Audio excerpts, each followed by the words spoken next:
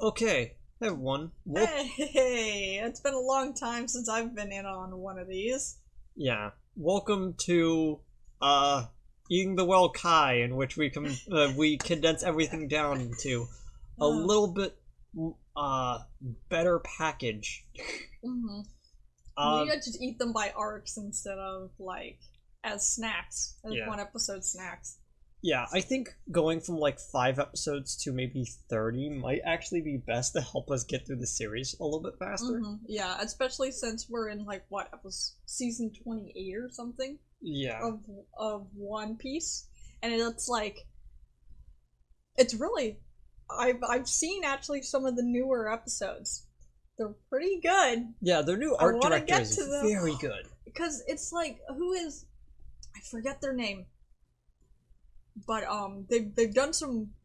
Oh, it was the same person who is directing some of the newer episodes is also the one who's been directing the movies. Yeah. So it's so that's the amount of quality that the anime is getting into.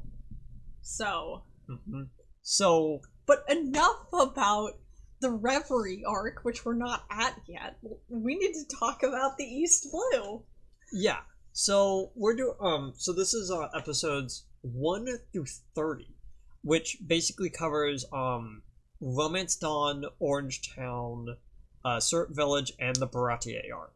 Mm-hmm. And uh so right now is probably in the background some like Pirate Warriors footage that I like captured a while ago. I love. Like I'm watching it now, and I'm like, oh yeah, this is why I really like the East Blue arc because it involves Shanks, a character that we haven't seen for years, and I want I to love see again. whenever Shanks pops up because it's like Everyone loses Shanks their mind. shows up and knocks out like an entire crew of people as he's carrying a massive gourd. He's like, "Hey, buddy, want a drink?"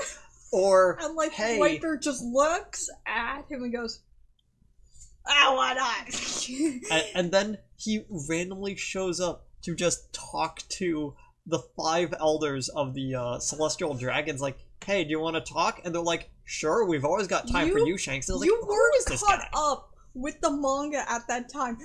We all lost our minds. We all lost our minds. It's like, I mean, of course he can. He's Shanks, but what the? What is he doing? Yeah. Why is he doing? And we still don't know. I So haven't seen Shanks in years. I'm going through Shanks withdrawal like everyone else. the I final want him boss back. of the final boss of the dream log, which is basically a bunch of hypothesized fights Uh-huh. where it's just like, Which might here's the end up gimmick, being it's like real. it's a bunch of characters following Sanji versus a bunch of characters following Zora, or all the female characters that are playable against some of the more like, I don't want to say chauvinistic, but they're the more masculine type of characters. Uh-huh.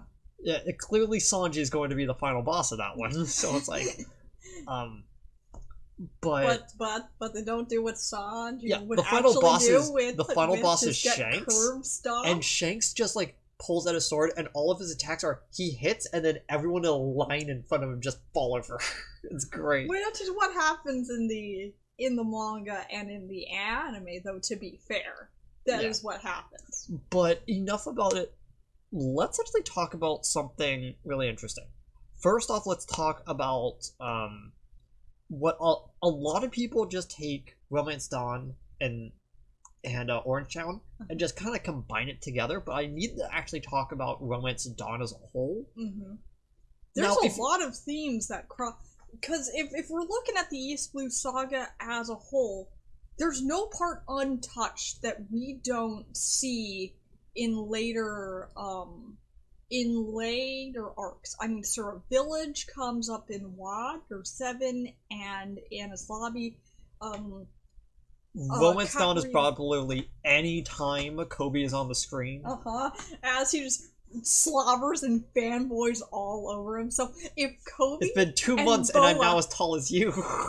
you know that the instant I can't talk about it now, I'll talk about it No. off screen, but But we'll Kobe get to and another character, but if Kobe and Boa ever shared the same screen, it would just be Luffy fan appreciation vomit. This is all eating over the while Kai. We can spoil stuff in this. We can spoil stuff? Okay, so Kobe and Drake. Yeah, you Kobe know and that, Drake. that Holy Drake crap. was like in the room just with his head in his hands going, I've heard this spiel here's the thing. 15 times, Kobe. Just shut up. I know he's How all about we that. limit Just it to shut up." anime spoilers? Okay. Because as of right now, Odin just met a Whitebeard. Okay. I forget. So everything up to there is fair game. Sad. Everything up to there is fair game. Okay.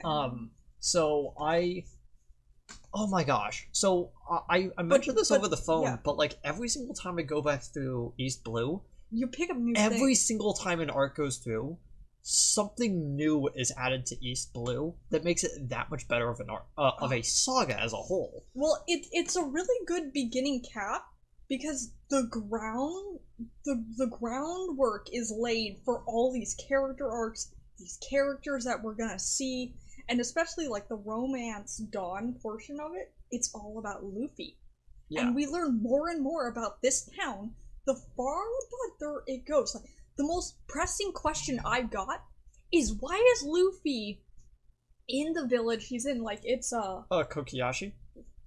Kokoyashi. No, Kokoyashi is the actual name of Arlong Park. Yeah, it's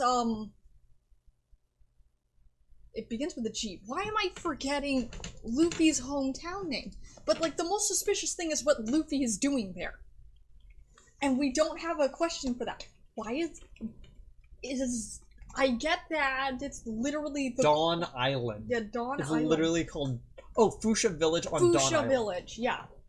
It's but Luffy is literally living in the quietest, most out of the way town in the entire world. That just so happens to have celestial dragons living on the other side of it. No, one visited the island. Oh, I thought they actually did live on the island. It was a royalty that Sabo's family was a part of. Right, okay.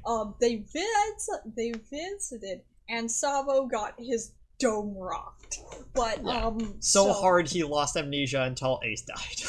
Because we just can't have him in the scene, because then the time skip doesn't happen. So, which is it's just a very interesting qualification. But Luffy is literally living in the quietest, most out of the way town, because it's the East Blue. Nothing happens in the East Blue, but everyone important comes out of the East Blue. Which is weird because it's later revealed that the East Blue is referred to as the most peaceful ocean. Probably because everyone big leaves it.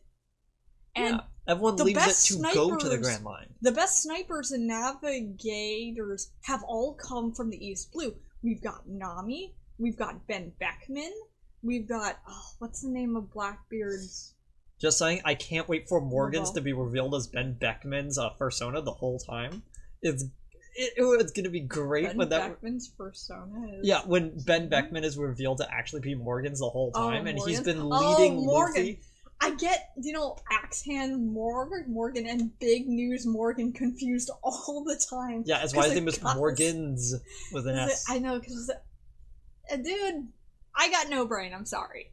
But, so... It is like... It's not going to happen. It is like noon in the morning, so like... Dude, I just woke up 2 hours ago. I work evening shifts, and you work nights. So... Yeah, so Romance Dawn as an arc is basically Luffy meeting his first real crewmate, and ever since then, Zoro has had this deep connection to Luffy. Every single time Luffy makes a dumb decision, Zoro's the first one to admonish him, or the first one to go, yeah, good job, Captain. Let's do this! This is why, after everything is over, Zoro is always going to be his first mate. Mm-hmm.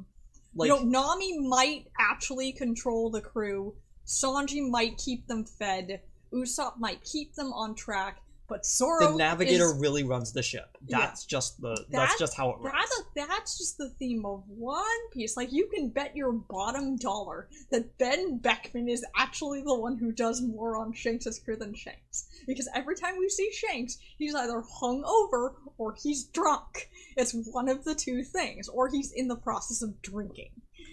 But I just want to talk about Shanks because I haven't seen him in years, but we can't because there's nothing to talk about Shanks. But like, other than he's the biggest fish in the ocean.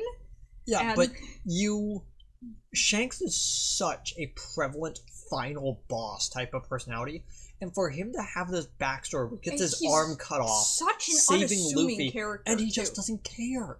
He cares more about the scar that Blackbeard gave him than him losing an arm.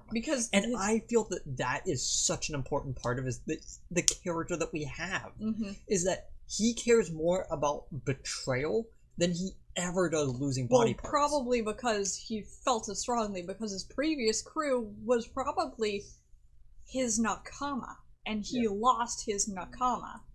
And then he met up with Blackbeard, saw what Blackbeard was doing, and like went, oh, that can't stand.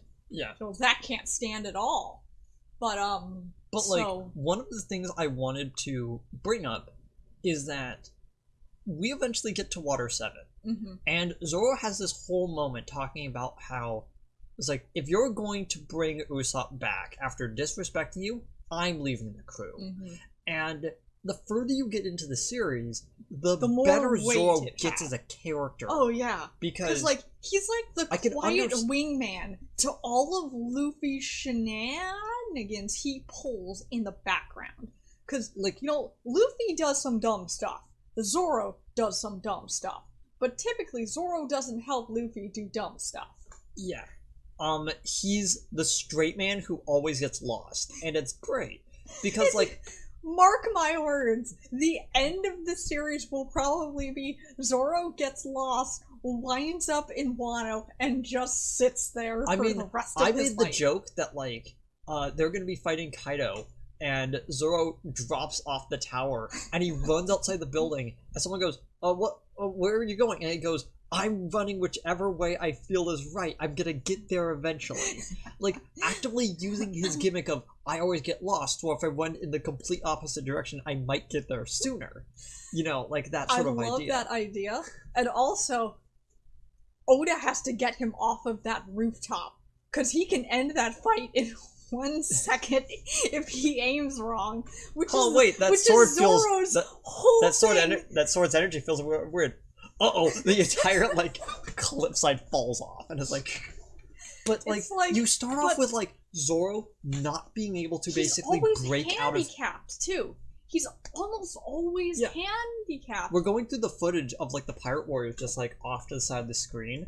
And right now, Luffy is trying to find his swords that are in another part of the island because he's tied up at the moment.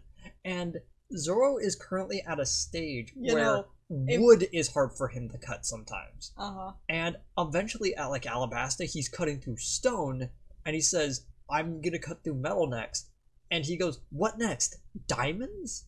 And there's a fruit that's the diamond fruit, but unfortunately the character that would get the diamond fruit has a fruit that's even more apt for Zoro to actually Zoro fight. having both armament and observation hockey just leads to the idea that he's gonna be able to fight him even if he's invisible. So like, but like, again, like, Zoro... What is, like, to actually get on this topic, what was your favorite or, like, least favorite moment of... these batch of 30 episodes? No, of just, like, Romance Dawn. Like, just a moment out of all of them. It could be, in the episodes, anything within, like, the first 5.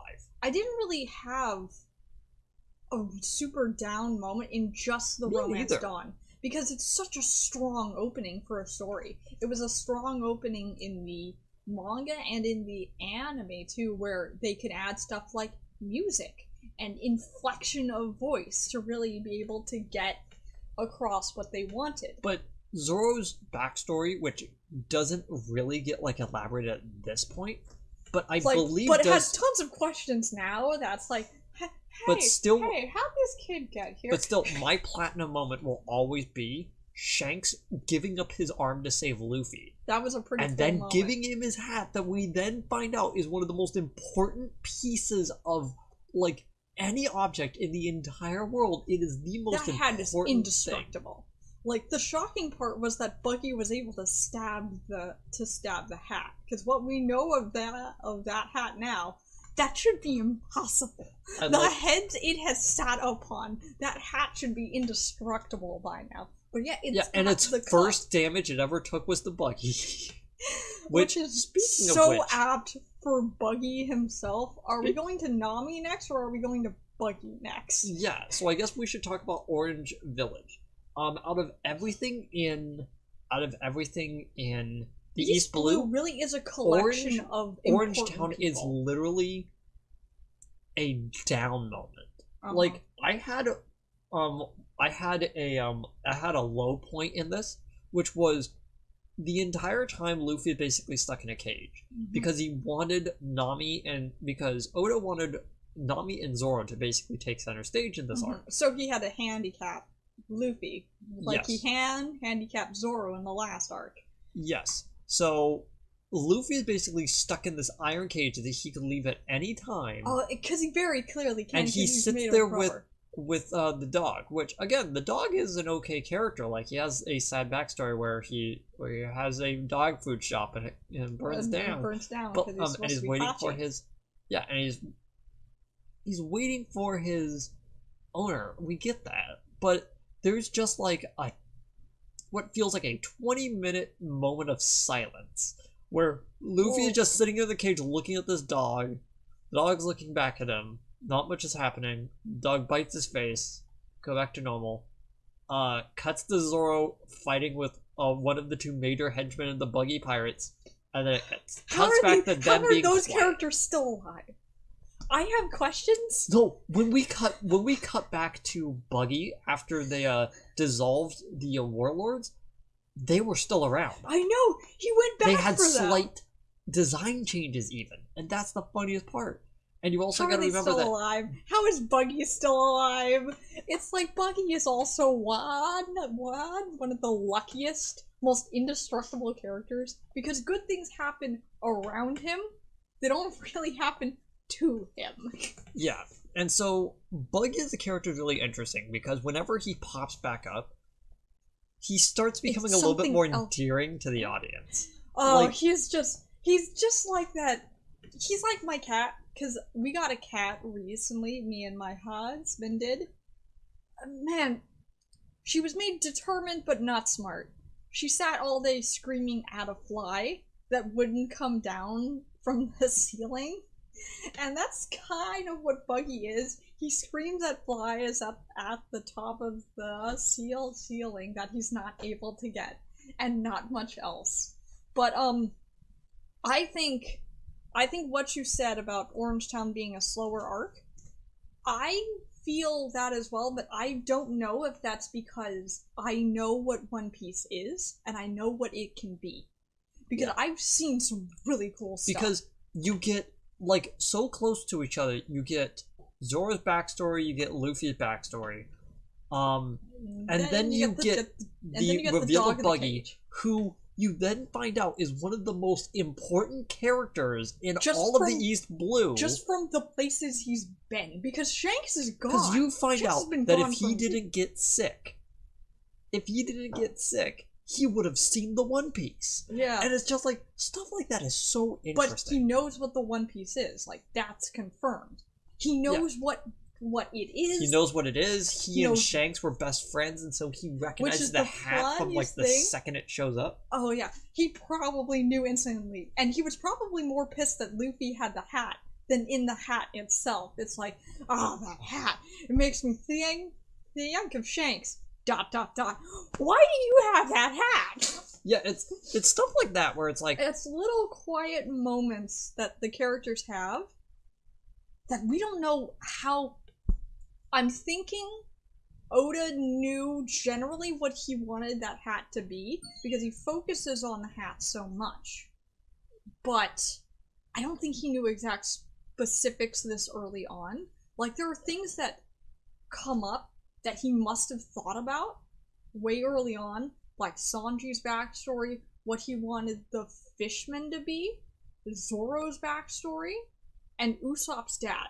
You know that he had those things locked down, before leaving the East Blue. Like, That he probably had them as early as making them, because we know at this point that he's a really good storyteller. and here's the thing, I might not like Buggy as much as some people like him, but Buggy is still a great character, and I like him. I just don't like him as much as some other people, and I feel like I'm kind of meh on the character. I like the comedy that revolves around the Buggy. way he gets introduced is like, oh yeah, this is gonna just be a minor villain you see once, and then he keeps showing back up, and I feel like that's the endearing part. Is that literally... he's always there. He's the Banny Hill in the midst of a really cool, like, to make a reference to Mighty Morphin Power Rangers, it's like if Goldar turned out to actually be the final boss of it. Where it's just like this like dumb guy who keeps screaming the whole time that everyone keeps like making fun of and like pushing away. Yeah, it's like Bulk and Skull. He turned out, yeah, it's like if Bulk and Skull turned out to be like the final bosses of the series, and it's like, what? Not just Bulk and Skull, Bulk, because Skull went off to form his own pirate crew and became an Emperor of the Sea. That's what this is like. And you find out that somehow they used to be Power Rangers 50 years ago, which isn't the case in the actual series, but it's like that. Yeah. And so Buggy is really the only major villain to come back and technically from the series, in fact, besides the Arlong Park guys, which are in like a separate arc, and we're not talking about them in this episode, but Nami shows up in this arc as well. And she might as well be an antagonist at this point. Yeah. Because you know something's up with her. Nami as a character is so interesting because every single time you see her in the crew, you feel like that she's out of place. And it's not until very recently that she feels like she's an actual like vital part of their encounters. When they eventually fight Big Mom and she's able to use her of the crew for ages, so it really felt like she was just babysitting 3-4 guys that had no clue what they were doing. Like, when they eventually fight Big Mom and she is able to use her weather changing like powers to steal away Zeus the Storm Cloud and integrate it into her stuff, it makes me instantly go, okay, she needs to keep Zeus as long as possible, and even though she doesn't have him right now, she needs to get him back because... Or something equivalent to him. Yeah. And because it just fits her as a person, where it's like, yeah, she's the one that controls the weather, and she's the navigator. Which makes so much sense. If you actually think about that, having a navigator that can straight up control the weather is amazing. Luffy's... I've heard this said by somebody else that Luffy isn't the captain. He's the foremost expert in a crew of experts of their own trade, and everyone kind of stays in their lane, and it's only a couple of characters that intersect in different areas to pick up the slack that Luffy drops. Like, Usopp had, like, the most roles out of any character. Or just because he had to. Just because nobody else could fill in those roles for him. We might as well actually move over to Syrup Village right now as well, since we're about to talk about Usopp. Usopp as a character, you don't like it in the beginning. No. He's not designed to be well-liked until probably, like, Water 7. Which is...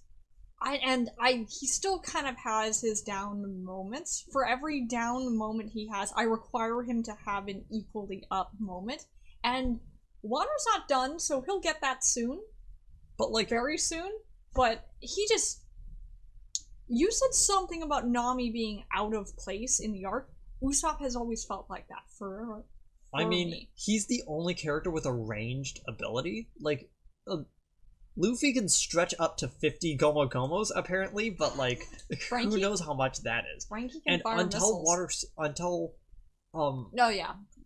And, like, by the East Blue Saga, you have a bunch of melee characters, and he's the only one with a ranged potential.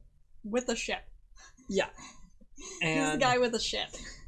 is pretty much what he is throughout. And in the beginning, he had so many hats he needed to wear. He's the artist for their Jolly Roger. He is the person up in the crow's nest. He was the maintenance guy who worked on a bunch of stuff. He helped manage Nami's weapons during Alabasta. He had to play doctor a couple times, yeah, I think. He had to play doctor a few times because he rarely actually gets in the fights of his own. So he's usually the one there who is uninjured in the end. And it feels like that Usopp had to manage so many roles that the more characters that they brought on, the less he had to do. So the more left out he felt near Well, no, 7. It was always from the start, though, for me. Yeah, because by the time that they were getting a shipwright, the only thing he had was he was their marksman, and I could really tell that they needed something interesting with Usopp. So eventually, when he becomes Soja King, he is so much more fascinating of a person. Oh, he's it's like the Peter Parker and Spider-Man dynamic, where as soon as Pete puts on the suit, he becomes a different person. By the way, how do you want to see Usopp in that mask 24/7 because he's a far more superior character because he has to be. Yeah. Now you might notice that we're not really talking about what happens in Syrup Village, because Syrup Village as an arc is kind of boring.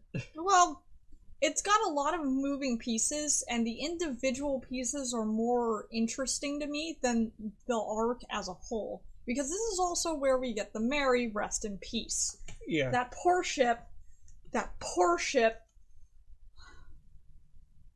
She had the worst captain. You know what's kind of sad? At least by the time Frankie comes around, he makes sure Luffy can't harm the ship. But Luffy tore the mast out of that poor thing. And twice. He did pull out twice. He ripped Mary's head off at one point. No. That was because of an iceberg. I forgot. Iceberg or in iceberg? There's two separate concepts. And did she hit the there guy was so much pain that happened. I completely agree with Tekking, where it's like it would have actually been interesting if they actually brought sheep guy. I forget his name. Mary? Oh yeah, it's Mary. Yeah, it's Mary's ship, the Mary. It would have been really cool if when she was burning, it did flash back, and he had a pause, and he was like, feels like a piece of my soul disappeared. Not even that. He's writing out some form, and he pauses. And just a single tear goes out and goes, I wonder what's that. Not even that. And it's just the pause. And then he starts to write that moment that he felt something was up, but he didn't know what. He didn't know if it was sad. He didn't know if it was happy. But he felt something. It would have been interesting if they brought Mary with them, just because Mary built that ship with his own hands. You forget that, she knows how to build ships. But Kaya runs the island, they don't really need her. And I feel like it would have been actually kind of interesting if they brought Mary, meaning that they actually did have a shipwright from the very beginning, but hey, okay. They could have gotten a second one. But now we actually get to what my real low point is of this series, and it's that it feels like it drags on for far too long. People criticize Dressrosa as an anime arc because it took 3 years to animate that. It was a much more flashier arc. Yeah, it was over 100 chapters. There was a lot of moving pieces in that arc, more so than Alabasta. And it took 3 years to animate the entire arc, and so there's just scenes of Zoro and Fujitora just sitting there looking at each other for 5 minutes, even though it's one panel.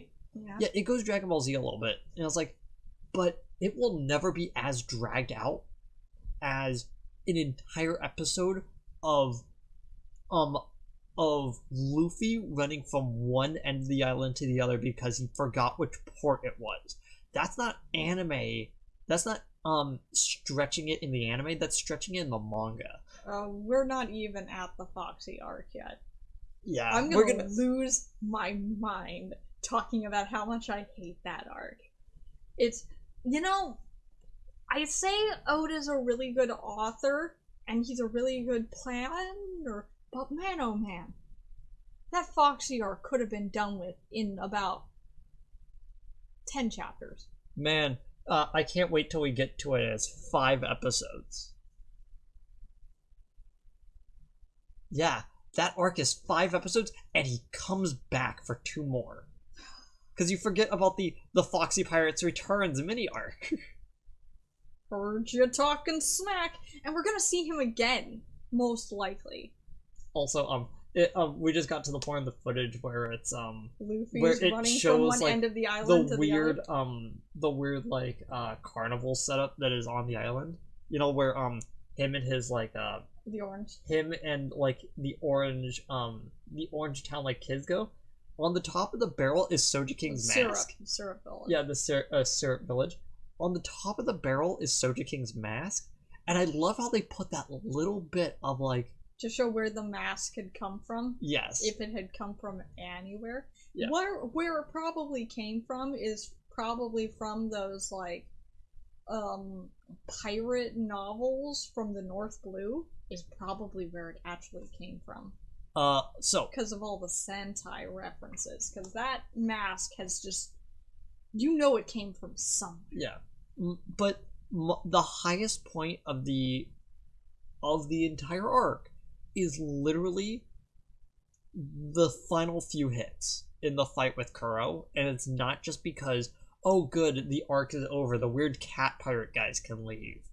You know, it's like, and we it's don't because... see them again in the manga. We see Kuro again in the anime, but this is really the arc that time forgot for the most part. Yeah, most people kind of skip Syrup Village. Most people skip to the Baratie arc. Actually, I wonder why.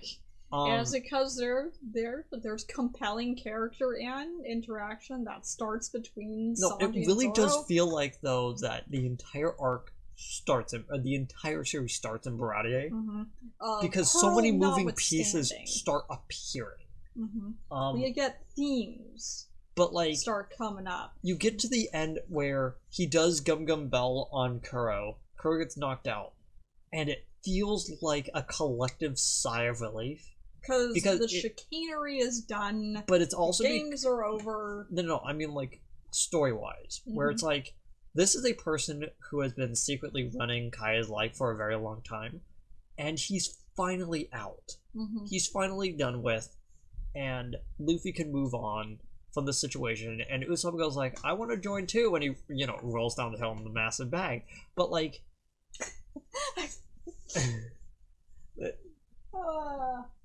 Let me see if I can actually get to that, yeah, there it is. Oh, the Mary's smiling. The Mary shouldn't be smiling. She's walking into a death trap. Yeah, it just like skip to the footage where it like shows it, but it's like, you have like a really good close for the arc, like surprisingly. Like the last like little bit of it is so fun, and I like how it ends, and they get a ship, and they sit down and they look at the Mary, and they basically tell you. This is the ship that they're going to be piloting for the next while.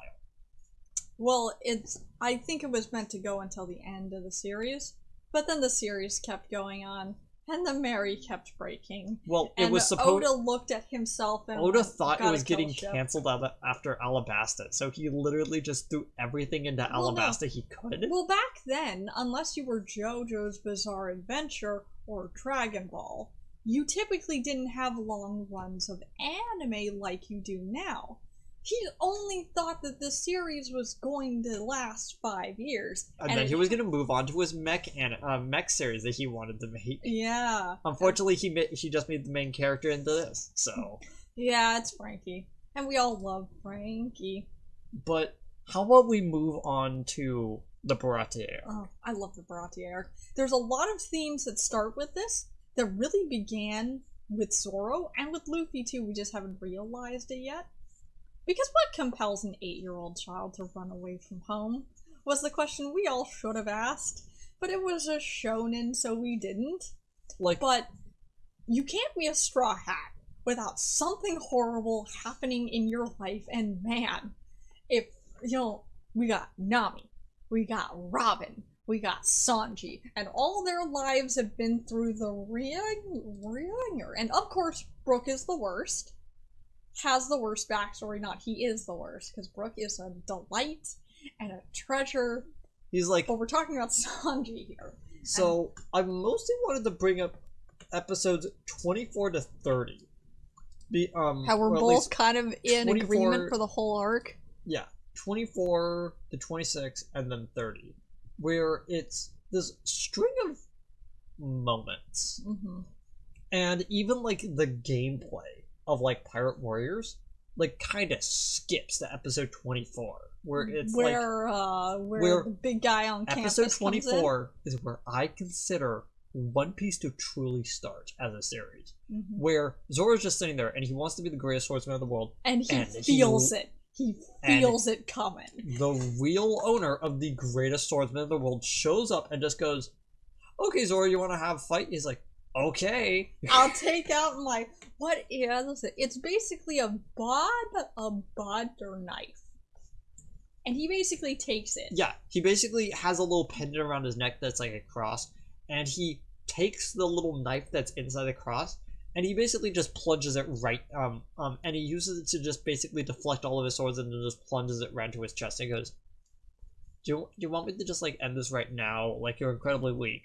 And then Zoro goes, like, run off, no, boy. I'm gonna do I'm gonna do the best technique I can, and then we'll see from there. And then both of his black swords, which have absolutely no creativity in their design, shatter. Or wonder why they have no creativity in their design. Because we get Shanks for Luffy, and we get Mihawk for Zoro, and we come to figure out that Shanks and Mihawk are actually best bros, and they're good friends. And it's like the same dynamic between Luffy and Zoro that Shanks and Mihawk have, except they're not in the same crew, so Mihawk doesn't have to put up with Shanks 24/7. Because, man, if we didn't know that Dragon was Luffy's real dad, I would suspect that it was Shanks. Because they're so similar in personality. It's astounding. Like, I'm gonna just say this. In the Baratie arc, you have 3 episodes in a row. Mm-hmm. And we went over this in our podcast when we were doing it. You have episode 24, which has the scene where Zoro fights Mihawk, and Zoro lost. All he has is the Wado Ichimonji, and he puts it back into his sheath as, Yeah, he just... T-poses for dominance, basically. It was like, he just, like, shows his chest, and Mihawk pauses and goes, "What are you doing?" And he goes, "A mark on my back would be a permanent scar of defeat." And Mihawk goes, I like that. And he, I like this guy. Try not to die, kid. And then Mihawk goes, "He's still alive?" As he, like, because Zoro's a monster. He holds up his fist and he goes, "Luffy, on every day from now on, I pledge to never lose another fight." Mm-hmm. And he's had a pretty good running streak so far. I mean, I can't count how many times he's actually lost to another person, or he has been on the negative end of something, and he still hasn't run twice. It's Kuma? 3 times. Oh, because I brought up Kuma, you said 3. Yeah, I forgot about Kuma. How could you forget The one time about that he Kuma? Lost his sword to the guy with the rust fruit. Uh-huh. But that technically, was more, that's a negative. That was just to get a sword out of his hand to make room for a new losing one. the Kuma and then basically taking all of Luffy's pain. Mm-hmm. And then if you really want to be technical, like, the 3rd time is... like, I don't want to bring up Mr. One, but, like, his fight with Mr. One, or Daz Bones, as his actual name is. That one was dicey for a good while. Yeah, dicey. He's got the dice fruit. I didn't try. No, he's got the... Yeah, he's got the dice fruit. That's what it's called. Is that the name of it? Yeah. Okay. But he still won. Yeah. He still won. He still won. He came out victorious at the end. And in fact, man, it was dicey for a while. Yeah. And it's really interesting because Zoro never really loses after that point. And every single time he comes out of a fight, he goes, I'm a little bit more stronger. I'm a little bit more knowledgeable. He's like a I'm Saiyan. that much closer to being that ultimate swordsman who can never be defeated. Well, he's like a Saiyan. It's, if you don't kill them, they just get stronger.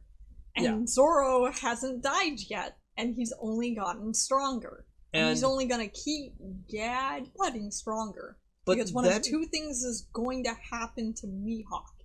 He's either going to be stabbed in the back by Shiryu, and I'm gonna be furious, because that's been on the cards for a while, or Zoro's going to finally get the fight he wants. Man, could you imagine if he actually dies in Wano, never getting that rematch with Mihawk? He's not going to die. Don't be ridiculous. I know, but it would be full circle with the fact that Kuina or Kuina. There you go. Kuina is We're probably both pronouncing it wrong, but like died falling down the stairs. She never got like a really good chance to prove herself. She didn't die she falling down. Fell down the stairs on her own sword, yes. And she never got a chance to actually like prove herself. And Zoro this entire time was like, no. Just because you're a girl doesn't mean you can't fight. In fact, you beat me more times than I can count. And after everything is said and done, like, you might be a better swordsman than I am. But he carries the Water Ichimonji in her memory to basically like to just continue that legacy of he's taking her sword and holding it above his head going, I am the greatest swordsman in the world, using your sword. And he's really carrying on the will inherited from someone else. Because I don't think that Zoro at that age wanted to be the greatest swordsman in the world. But now he just does. Wanted to get tougher. Because he was a little kid who had nothing to do, so he just started to lift weights with his teeth. Yeah. And I was like, Zoro, man, you're insane. And he is insane. But then you get to the it's point, great. Then it goes to the next episode. And you meet Pearl. Oh no, I had glossed over Pearl shows up. Episode's existence. And he sits there, and he's, and you might have such a scrub fight. You might have noticed the character model in the game that is, that they use for, defense bases, which are just the guys with, like, the large shields on their body. That's Pearl's design. I always forget about Pearl until I'm remembered about the Foxy Arc. Every single time I remind myself playing through Pirate Warriors, that's what Pearl looks like. I go, he is so unimportant, like in the grand scale. No one cared about him. That his design is literally reused as a bit enemy of, oh yeah, this guy's a little bit strong. I'm gonna just do a grapple attack. Now he's gone. Goodbye. That's not even what happens. He fills up dead air. Yeah. He's such a... It's like... He just sits there banging his shield going, I'm strong. He's basically Gorilla Man. Just with less of a character. And then he's like, I light things on fire because I'm upset now. And Sanji is just sitting there going, okay, I guess this is my fight. And then he has a flashback. And his flashback is probably one of the most heartbreaking scenes we're gonna get for a very long time. Yeah, and it's like Arlong Park comes close, but it's not until Robin and then Brooke that we're going to just have our heart just. Luffy is really good at finding the people with like the worst backstories. Well, I think he knows what damage looks like because he's been through it. Because Luffy is operating under the assumption that his brother is dead.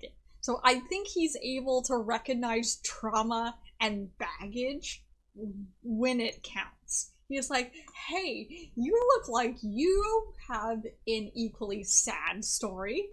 Come and join my sad story, and together we'll get everything we want and more. Because Luffy just seizes opportunity, and then he just punches the enemy in the face with it. Could I just say, in the footage, I'm just laughing at the idea that it's like there's two Zoros on screen, and it's like, yeah, I probably wasn't supposed to do this fight as Zoro, but like it was so apt that I was basically at no health finishing off Mihawk. It was like, oh yeah, it's like it's almost art imitates life, or Zoro art imitates other art. Zoro would have been proud. It's like, you held on by a sliver. And then Mihawk's like, actually, I'm not done. I was just taking a break. But you have two incredibly good moments. Like, if you don't know how my rating system is, it's we don't gold, rate silver, by... bronze. Yeah. Silver is average, gold is good, and bronze is lesser. Mm-hmm. Something isn't considered truly bad to me unless it's a stone. Stones are offensive, not only to what looking at them causes the entire they're in. Causes the entire whatever they're being grouped with to basically go down.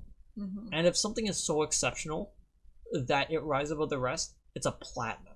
Mm-hmm. And Platinums the fact are that there rare. are these two platinum moments, and there's just a stone weighing them down in between. Pearl, the most inconsequential enemies in all of One Piece. Because I thought this, but I didn't bring it up. If the Zoro who we have now in Wano was in Shelltown, he could just look at Morgan's and he could just look at Axe Hand Morgan and Morgan would keel over. If the Sanji we have now, minus the raid suit, we're not even doing the raid suit, came back to beat up Pearl would just kind of fall over into the ocean. He couldn't deal with that. Yeah. So I'm just sitting there thinking, Sanji has such a good backstory, Zoro has such a good fight, and there is a massive stone, like a literal stone. I'm not just making fun of the fact that Pearl is a gemstone, but like, it's not even a gem. Well, like, pearls are formed by irritation in oysters, so it's even more apt that he is the point that's weighing down this whole series. That's weighing down the whole of Baratier arc. And I find it really fascinating that, like, I love that. I just watched that, and that Luffy in the Pirate Warriors games comes at Mihawk. Mihawk sees him coming, and he just shoulder steps out of the way and then steps back once he's done. And that's just such a comparison. And I wanted to bring this up. What they're going to be when they grow up, when both Luffy and Zoro grow up, and Luffy is king of the pirates, and Zoro is playing, and Zoro's bored because he's got no other good fights left. And I'm sitting here, and I'm. So at the end of the arc, you basically have Sanji leaving on the ship with them because he has a dream too. He wants to see the All Blue, and that's good enough for Luffy to be a part of the team, apparently. Well, Luffy would think about have all the accepted... great characters he's added onto that he's asked to be on the team that have great thief, demon child, literal liar, and then the tree from Thriller Bark. And then I just want to go fishing is basically what Sanji's is. If we're distilling it down to absolutely nothing, he wants to go fishing in Fishman Island, which is probably where the All Blue is. No. The All Blue will exist when the Holy Land is blown up, and then Fishman Island is on the surface, raised to the surface, and the surrounding area around it. On the carcasses of the celestial dragons. They'll be very apt. But it's probably because the because the all blue is where all the seas meet. That's Fishman Island. It's in the center of all the blues. Yeah, the problem Grand is Line that of it's Paradise. not connected to the actual oceans, it's just the Grand Line, but every once in a while, like, a fish will seep through the cracks, meaning that it is possible that Fishman Island, if the Red Line didn't exist, would be that all blue. In fact, it probably once was. Yeah, it's like... Because I don't think, and I'm not the only person who's thought this, I don't think the Red Line is a natural foundation of Earth. You could probably take Whitebeard's fruit and probably do that. Just like, raise up mountains of Earth that high. And I'm sitting there as like Sanji's being accepted into the crew, and Zeph, who this entire time has been basically being, almost a father figure dad to Sanji, mm-hmm. but also being kind of a hard boss to him. Calls him by his name for the first time and says, "Don't catch a cold out there." And Sanji just slowly breaks down, goes to the floor, and he just cries as he thanks Zeph for everything. Boy. As like all the other like chefs are like, "Nah, get the heck out of here," as they're crying too. Mm-hmm. I was like, because they probably know where he's from. But then you get to the point in the actual story in which you find out Sanji's actual backstory with because the we only Vin got Smokes the last and... half of it. Yeah, it's like you get to the story with the Vin Smokes, and you're getting to, and you get like 3 through 6 to read first, and then you go back and realize how dark the series actually is. That's what Sanji's is that you get the feeling that he didn't want to leave the Baratier. Not just because he was a cook, not just because it was his due diligence, but man, they treated him like an actual human being. Yeah. Fancy that. They didn't treat him well, but it's far better than treating him... I'd say that they did. They kept him fed, they kept him safe. They I know, took but... care of him. Like, I mean, it's no less of harsh punishment than Luffy received as a kid. And Luffy has a somewhat stable mindset. So... And I'm just sitting there, and I'm thinking in the future.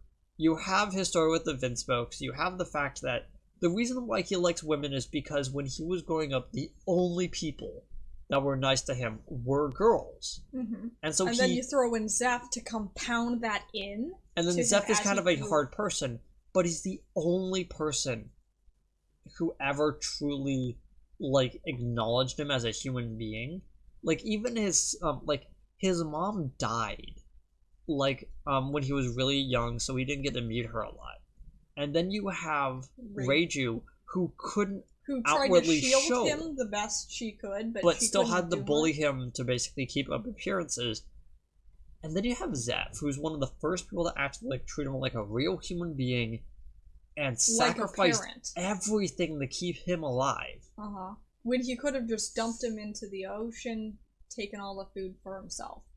And at the end of the day, him breaking down and crying is even more touching now that you know everything about the Vin Smokes. Mm-hmm. And you have all the...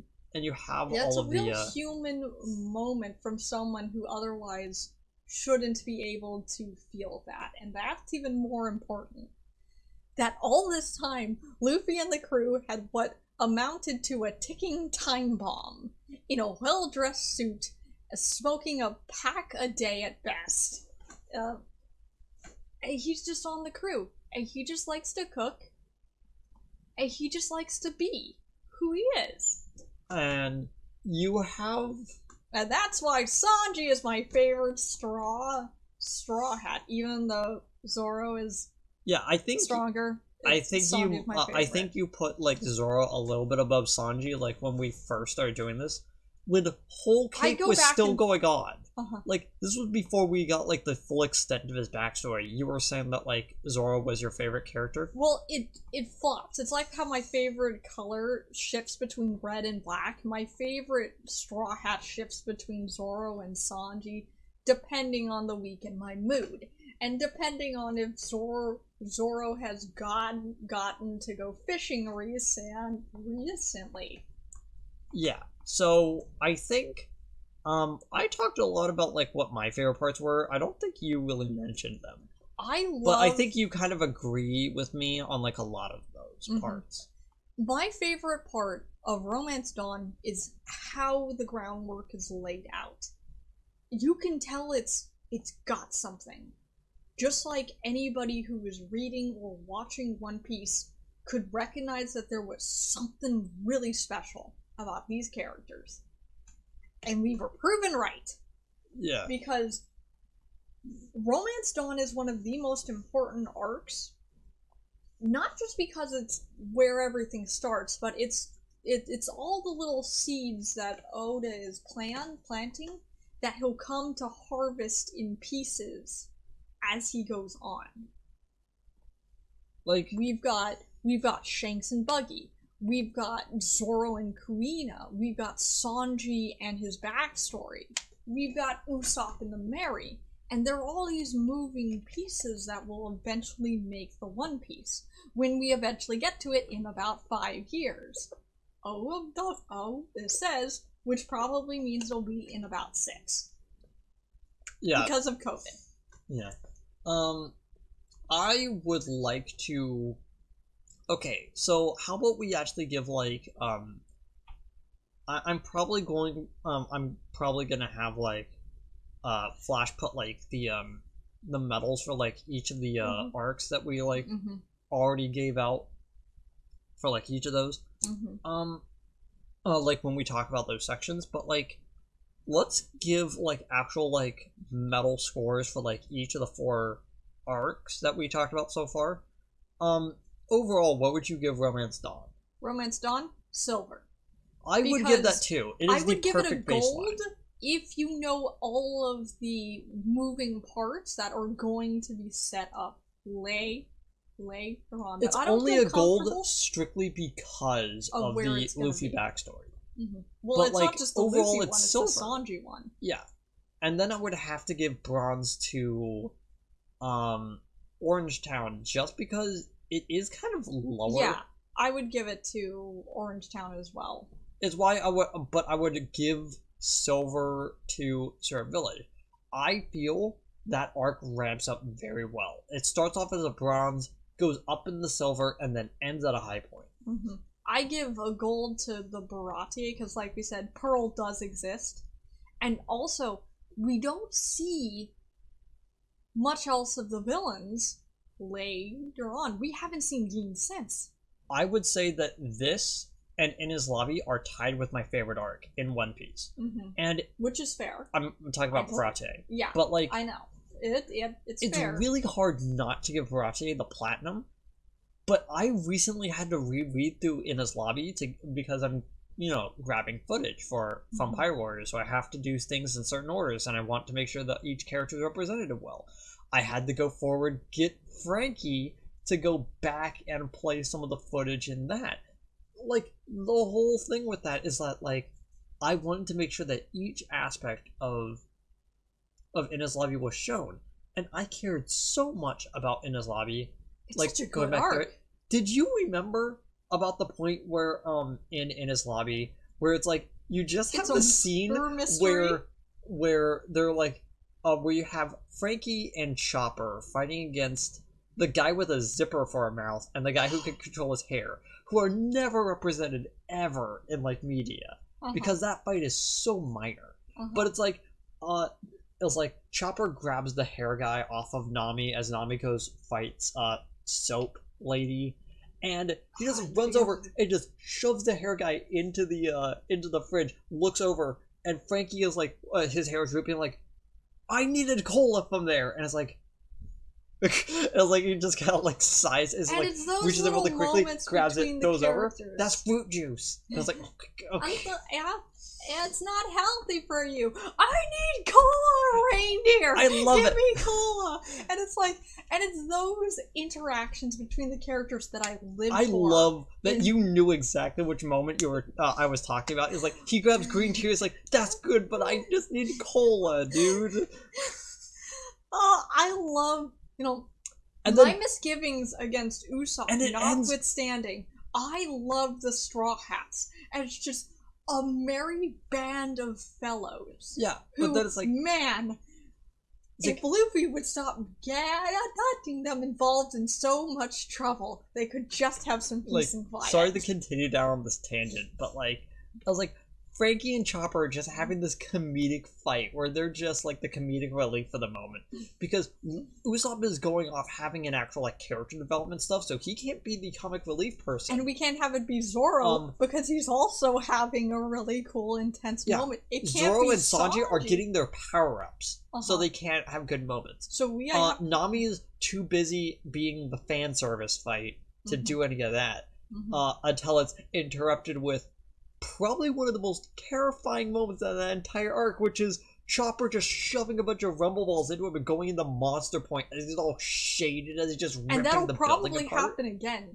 Like, we all want to draw connections. No, it was brought up after the time skip where he grabs one of the rumble balls, puts it into his mouth, and goes into Monster Point. I'm just saying that like, whereas Wano is going, we're getting similarities between that and in his lobby. And you can see it down to the fight matchups. Yeah, where we've got different... Chopper and Zoro who were off in one area. Sanji is probably halfway to his next power up. Zoro with his sword. Luffy's half drunk. Nami actually has a fight that looks like it's gonna go somewhere. Like, every character looks like they're already squaring up to fight someone. Even Chopper is probably gonna fight Queen, which is boggles the mind because no one called that except for Tekking again. Yeah, because the man can call fights from like a distance and says, "Hey, it would be really cool if the doctor fought with the guy who makes the disease," which seems obvious now, and you're like, "Oh, it makes so much sense." Yeah, but like, the further we get into the series, the more, when you get back to its grounded roots, the more delightful and impactful a lot of those moments get. Like, in the grand scheme of things, which just drags it down. Kuro and Pearl, like, they vacate your mind as soon as they leave the story. But like, I think back to Buggy and Geen and Don Krieg as like really great characters in East Blue that I kind of remind me of things to come in the series. Like, I look at Don Krieg and I go, this guy with like these massive fleets of ships couldn't contend with the Grand Line. So it really just shows probably the because fortitude. They didn't have a navigate or what are you talking about? Geen was food poisoned the whole time. Was he the navigator? I thought he was the navigator. He was the first mate, but that doesn't mean he can't be the navigator. The navigator, which puts more weight on Nami, because you can't sail the Grand Line without a navigator who knows their stuff.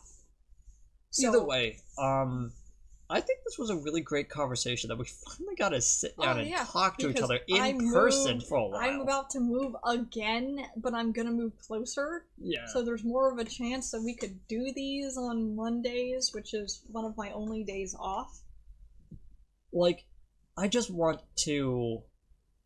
Okay. Thanks everyone for coming. You can... I don't know a good outro for this. How about let us know what you like. Leave likes and comments down below. Anything you felt like we glossed over that we really shouldn't have, like a really touching moment between Sanji and Luffy on the bow of the ship, where Luffy knows he's gonna get this guy on his crew. And just because he's saying no does not mean he's not saying yes. So I guess, tell us anything you want. Your thoughts about the next arc coming up, because it's gonna be yeah, the next set of episodes we're gonna be going over is 1 through 1 to 61, and that's because it's one extra episode of like technically you mean 31 through 60. 31 to 61. Okay. Which is going to be everything up to they get to Reverse Mountain. Mm-hmm.